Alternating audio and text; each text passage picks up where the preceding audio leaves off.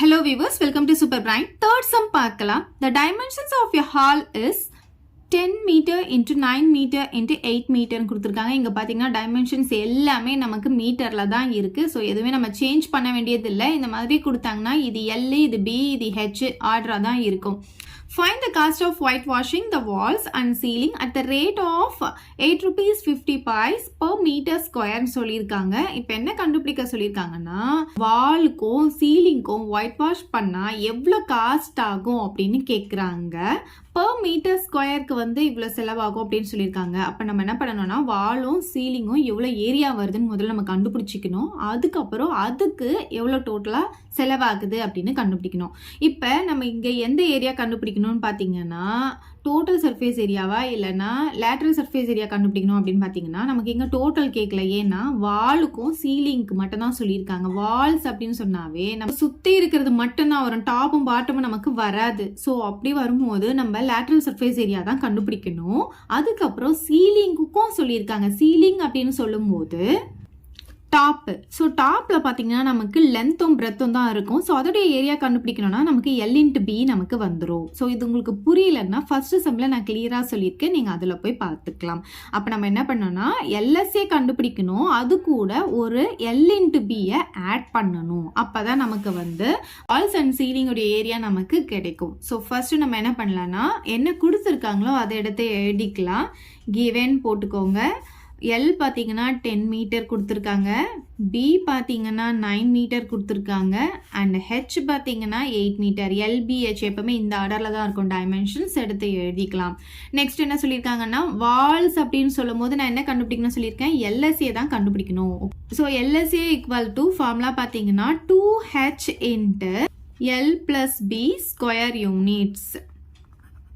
இது வந்து LSAக்கு மட்டும்தான், அதாவது வால்ஸ்க்கு மட்டும்தான் இந்த ஃபார்முலா. நம்ம சீலிங்கும் ஆட் பண்ணணும் இல்லையா, அதனால நம்ம என்ன பண்ணலாம்னா area of walls and ceiling அப்படின்னு எழுதிக்கலாம்.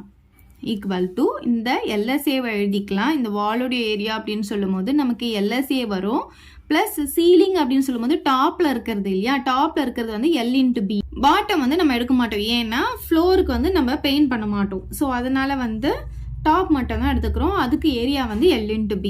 ஓகே, இங்கே ஸ்கொயர் யூனிட்ஸ் போட்டுக்கலாம். இப்போ வேல்யூஸ்லாம் சப்ஸ்டிடியூட் பண்ணிக்கலாம். ஸோ 2 அப்படியே போட்டுக்கலாம். H பார்த்தீங்கன்னா நமக்கு இங்கே 8 இருக்குது. அப்புறம் L + B. L வந்து 10, B வந்து 9. So 10 + 9 plus L × B. L × Bன்னு சொல்லும் போது 10 × 9. இங்கே ஸ்கொயர் யூனிட்ஸ் இருக்குது. நமக்கு யூனிட் வந்து மீட்டர் கொடுத்ததுனால நம்ம இங்கே மீட்டர் ஸ்கொயர் போட்டுக்கலாம்.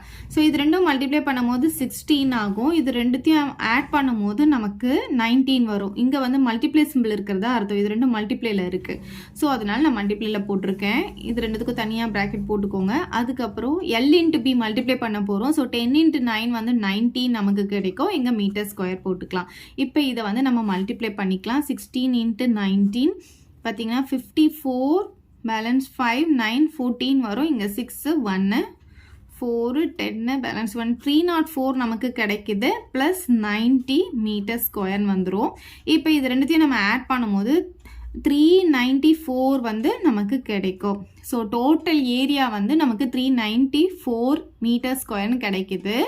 இப்போ பார்த்தீங்கன்னா கொஸ்டினில் நமக்கு வந்து என்ன கொடுத்துருக்காங்க, per மீட்டர் ஸ்கொயருக்கு வந்து பெயிண்ட் பண்ண இவ்வளோ ஆகும்னு சொல்லியிருக்காங்க இல்லையா. So cost of white washing அப்படின்னு எழுதிக்கலாம்.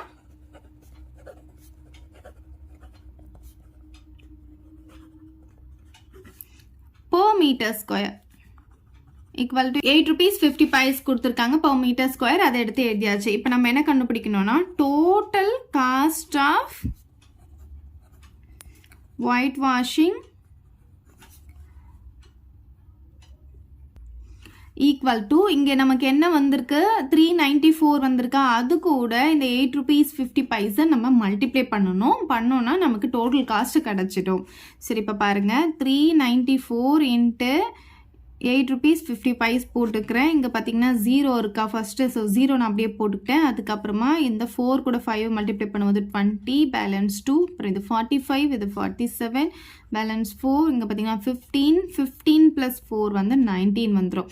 இப்போ 8 கூட மல்டிப்ளை பண்ணும்போது நம்ம வந்து 2 நம்பர் தள்ளி தான் போடணும். ஏன்னா நம்ம இங்கே 0 வந்து மல்டிப்ளை பண்ணியிருக்கோம், இது தனி.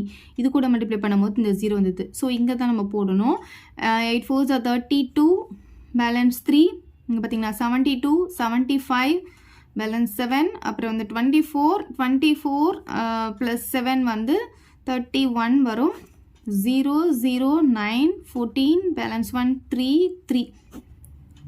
இங்கே பார்த்தீங்கன்னா 2 நம்பர் தள்ளி டாட் வைக்கணும். ஸோ 2 நம்பர் தள்ளி டாட் வைக்கும் போது லாஸ்ட்டில் இருக்க 2 0க்கு வேல்யூ கிடையாது. அப்போ பார்த்தீங்கன்னா ₹3349 அப்படின்னு நமக்கு கிடைக்கிது. அவ்வளோதான் இந்த சம். ஏதாவது டவுட் இருந்தால் கமெண்ட் பண்ணுங்கள். உங்கள் ஃப்ரெண்ட்ஸ்க்கு இந்த வீடியோ ஷேர் பண்ணுங்கள். மறக்காமல் நம்ம சேனலை சப்ஸ்கிரைப் பண்ணிக்கோங்க. தேங்க்யூ.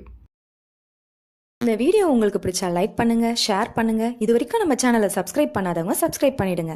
மறக்காம பக்கத்தில் இருக்க பெல் பட்டனையும் பிரஸ் பண்ணிடுங்க.